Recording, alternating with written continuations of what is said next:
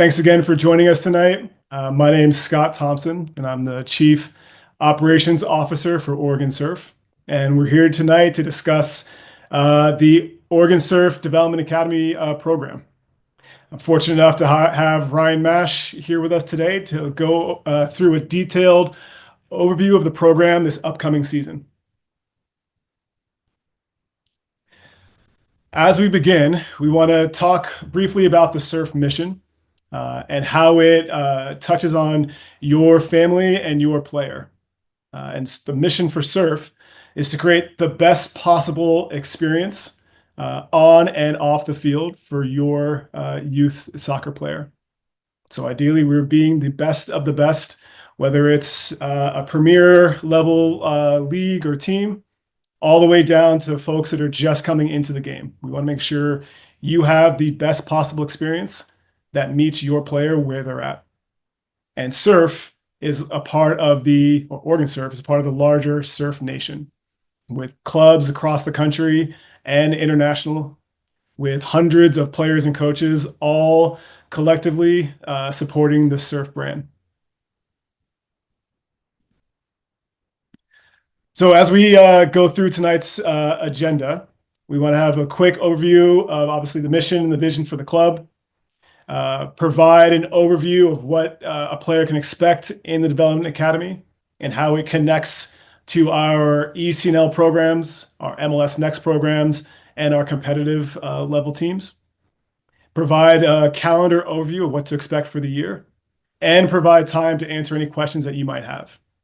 The chat is disabled, but if you do have a question at the end, you can put it into the Q&A section, and Ryan and I will go ahead and read through those questions and answer as best we can.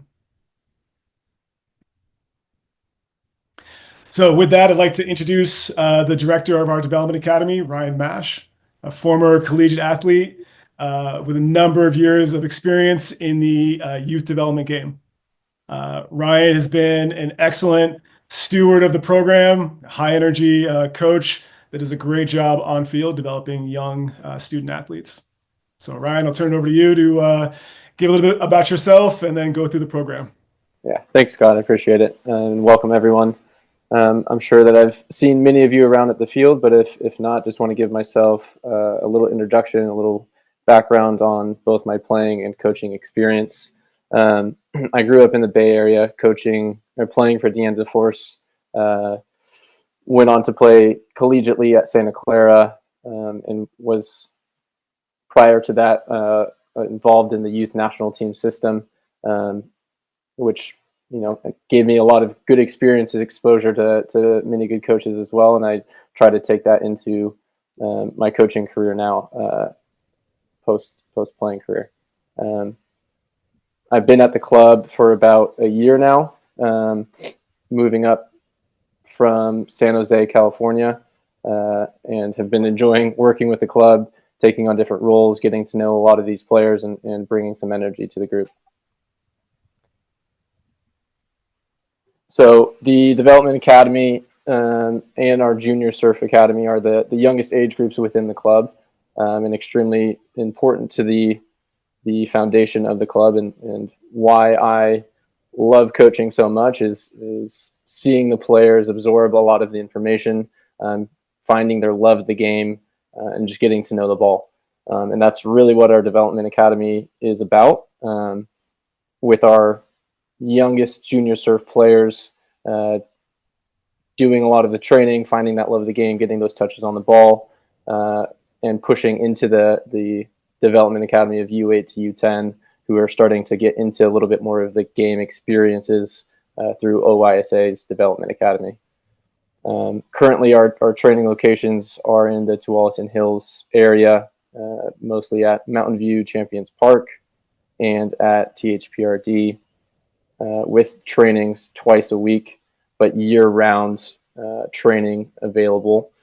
We do have go through a number of seasons, right? And I believe the registration piece of it is split into two as an option for those that are wanting to try out the program, getting their child into just getting them into soccer. If they're multi-sport athletes, giving them that flexibility to get in when and where they can. And either way, we would love to have them out. For those that are here during the summer months in particular, we do attend 2 to 3 local tournaments. We'll get a little bit more into that when we get to the calendar later in this presentation, but really looking for players to get out on the field, get into some competition when, you know, a lot of the OISA leagues not going on, we're still getting some competition in. Do you have anything else to add on to that one, Scott? No, did a great job. Awesome. So just giving you an idea of where the Development Academy falls into our player pathway, right? When we take a look at the entire club, we have players from U5 to U19 really, but also the summer league team of, you know, collegiate players that are coming back into the area, competing in the Cascadia League. That's been for the past couple years, I believe. But really taking a look at where we are as the Development Academy and Junior Surf, of what is expected of the players, what they're trying to be learning or growing into along this pathway, right? It's really just the beginning of their journey. So again, getting that love of the game going, building some of the foundation, and learning how to train. If you see that at the top there, right, is a lot of the conversations, especially if you're around the program already, is how we're forming the teams, getting them to understand a little bit of their positioning and have a little bit of that spatial awareness to what's going on the game, but also making sure that they're having fun. There's a big social component at these ages, these younger ages. So making sure they're making relationships, learning how to work together, but also having fun and starting to get into the mindset of we're also trying to become better soccer players as well, right? So learning some of those aspects, but not overly so where it's, you know, not as fun for them. So we still want to make that enjoyable, but learning how to make the training piece of that enjoyable for them to continue to grow. So when we diving into that a little bit more, and we'll really focus on number one here of understanding of details and concepts. When we look at player development, right, the early pieces of that are some of those. You can move on to the next slide, Scott. Are some of the fundamentals of the game, right, of picking our head up. Right, we want the players to have a ton of touches on the ball, but we also want them to have a bit of that spatial awareness of what's around them. So being able to pick their head up and see the field, their body positioning, to understand, you know, directional of where I'm going, seeing the options that are around you, right? As we're promoting them to learn how to work together, a lot of that is also knowing where their teammates are, right? But making sure that we are, at the end of the day, when they're graduating from the Development Academy, these are 3 big pieces that we're hoping that they are solid in and have that foundation of understanding to move into the more competitive realms of the game.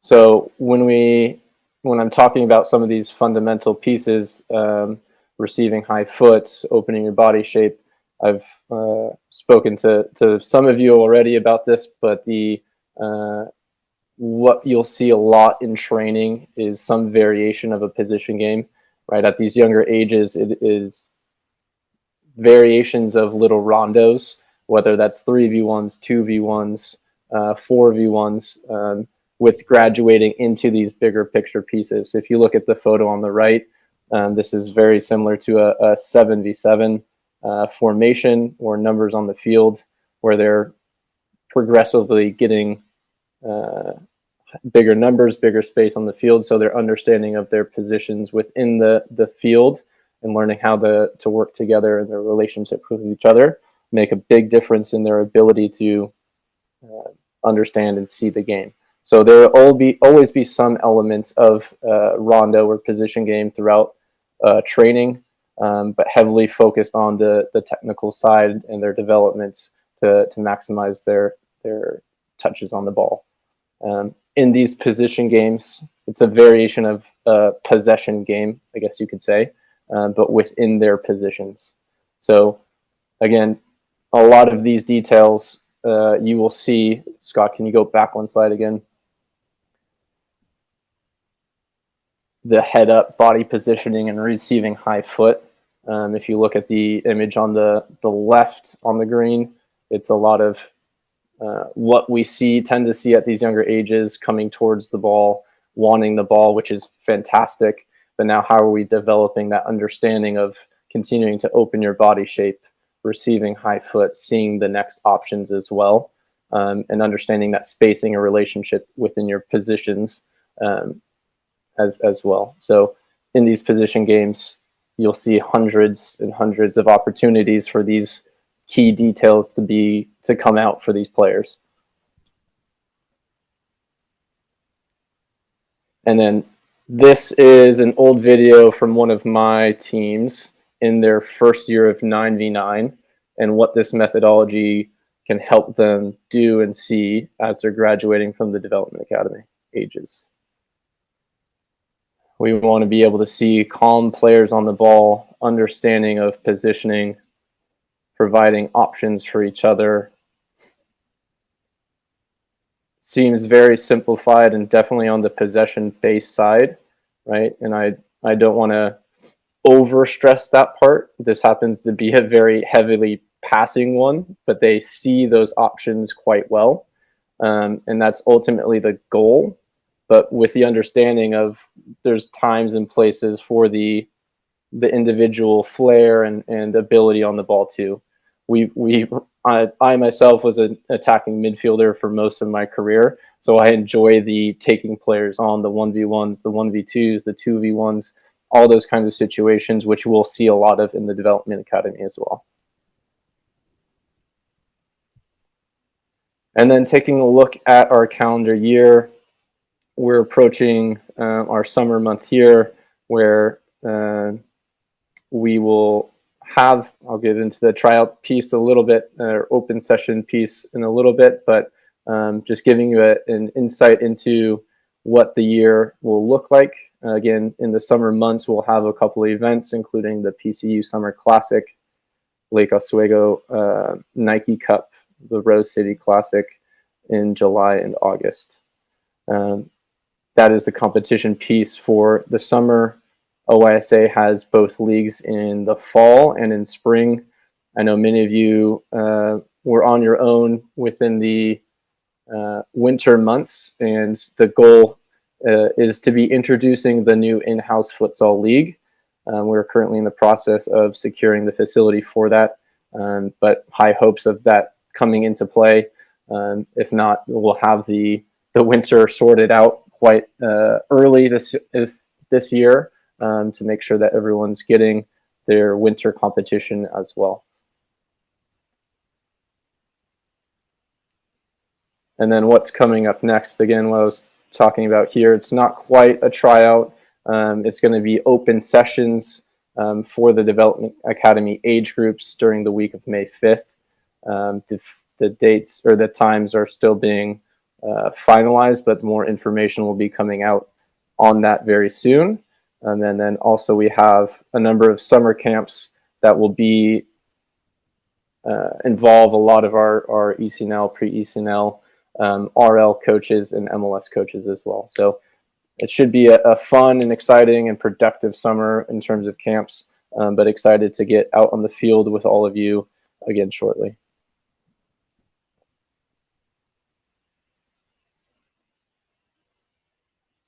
All right, and with that, we have concluded the programming tonight. Let's go in the Q&A and see what we have. So first question, Ryan, when will practice incorporate set pieces, both on offense and defense?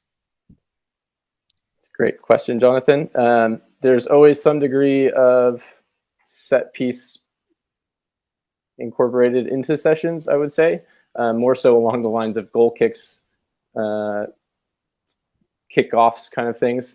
When we get to corners, it's probably going to be for the 16s with Nehemiah. It'll probably be next year, as he's in his last year of the Development Academy. that will also partly depend on space and time to be working on some of those things. We are building a lot on the foundation pieces still, so getting some of that. Yeah, I can add a little more context as well. So as we talked in the slide earlier around learning how to train and then training to train and training to compete. At these ages, the focus is on primarily ball mastery. So how well can our kids control the ball, manipulate the ball, have fun with the ball? Set pieces and tactics at a larger scale are saved until they are training to compete and training to win. And that's primarily for our older age groups. So as Ryan mentioned, there is some level of understanding because we do want to teach those concepts. But at the youngest ages, it's how can our kids be really, really good with the ball at their feet so that they're comfortable, having fun, can handle the ball in tight spaces. Then we kind of go into the larger tactics. Next question. I'm new to the program, still learning to try to get my child into soccer again. They are currently in a team, but just started playing. They are 11, but because 11 with Oregon Surf is competitive, I don't believe it'd be the best for him. Would they be able to go down to development academy in order to learn and practice more?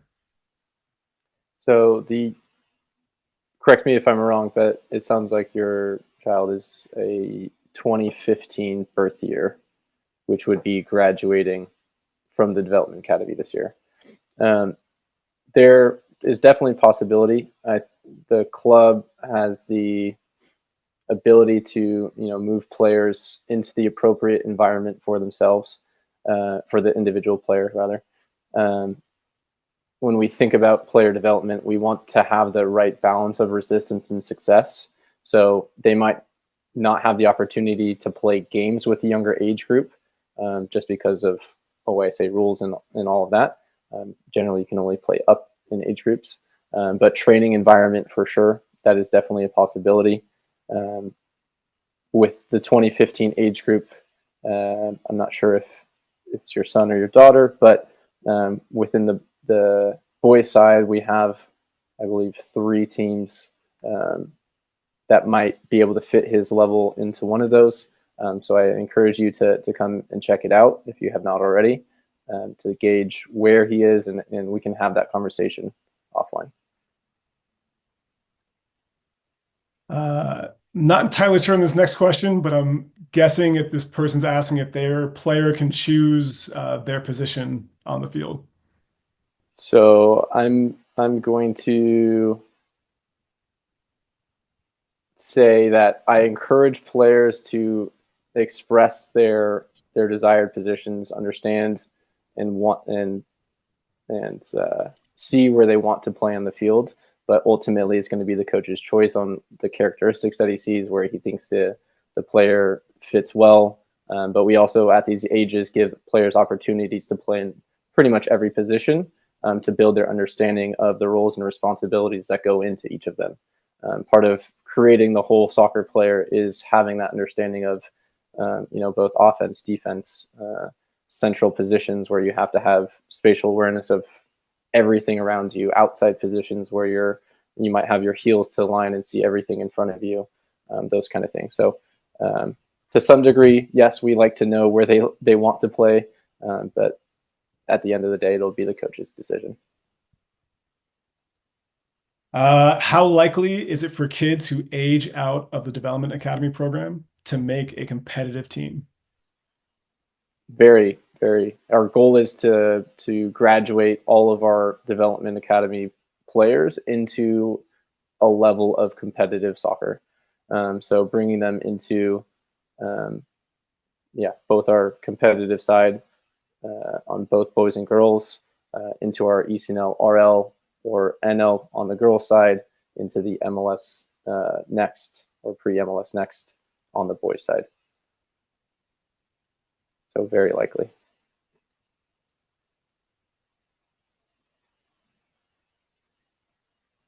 Okay, well, we don't have any more questions. One more. Is there any assessment to see whether 8-year-old boys can choose and play soccer? Um, if you're wanting to come check out the program, again, we'll have a open session the week of May 5th that will be open to both current Development Academy players or any interested parties that want to just check out the program, see if their player likes it, enjoys what we're doing, wants to get into soccer, wants to change clubs, whatever that might be. And just to reiterate, those sessions are free. And if you'd like to come out, just go to our website and register ahead of time. If you're with a current club, that gives us permission to speak with your club. And if you are brand new to the sport, it just helps us on the back end with logistics.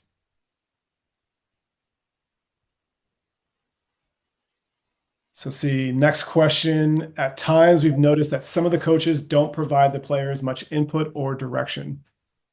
Can you tell us a bit about that strategy? So the coaching piece, a number of our coaches have experience. A number of them are newer to the coaching realm. But either way, I've encouraged the coaches to actively be coaching and provide some sort of feedback, but also give the players the time to see the game, play the game, make their own mistakes without over coaching them or joysticking them within the match. So there's definitely room for improvement on what coaching points can be made. That's part of our learning processes as coaches as well, learning to how to get the most out of our players, how to provide them the best support when we do make coaching points, but also giving them the freedom to be within the game, to make mistakes, to learn from the game. So that's also a reason that we ask parents on the sideline not to be providing coaching direction. Encouragement is always encouraged from parents, just not the coaching piece of shoot, dribble, telling them cues that might contradict with what we're actually trying to work with them on. Next question is about the evaluation format. So we're just to reiterate, we're not doing tryouts for the Development Academy. But there's an additional question. Is it organized by birth year or is it a free-for-all? We will take a look at the registration and, depending on the group that comes out, we will likely be separating them by birth year, providing players opportunities to work within their own age groups, see what the level and experience is like, and go from there. There's another question about the training environment. I'm going to paraphrase a bit around our players group by ability level, or is it kind of everybody's just there together in the training environment? There are opportunities for both pieces. Again, depending on numbers for the day, we might need some numbers for different exercises. Getting players going when they're arriving at sessions, they might be mixed in. There's definitely opportunities for players and teams that are formed within the Development Academy to be working together, preparing for games and understanding of working with each other. Similar with those position game pieces, they might be split into who they're playing with on the weekends. So they're building that chemistry, that understanding to work with each other. But there's also opportunity for the players to be mixing in when we're going larger numbers into the scrimmages pieces. And again, depending on the exercises or the numbers that are needed for things, sometimes the groups might be mixed. Is there a time coming up to order jerseys again? Or do we reach out individually? That is a great question. I believe we're on a 2-year cycle. So if you are a returning player, I think you should be okay with your current jerseys. I don't know if you have more information on that, Scott, or not, but I might need to follow up with you guys on that question. Yeah, we will definitely follow up with more insights. There is there's one new kit, but I believe it's for the older age groups. I don't think the Development Academy needs a new kit, but don't quote me on that just yet. We'll follow up with more. If they are outgrowing their jerseys, there's definitely an opportunity to purchase new jerseys. Uh, all right. Well, Ryan, you got a thank you from another guest for the presentation. So, uh, great job tonight. I want to thank you again for joining us, for giving up the time to learn more about the program and being a part of Oregon Surf. If you have additional questions, feel free to reach out to myself or to Ryan after the meeting. Otherwise, we hope to see you all at the field, and we hope you have a great rest of your week. Thank you.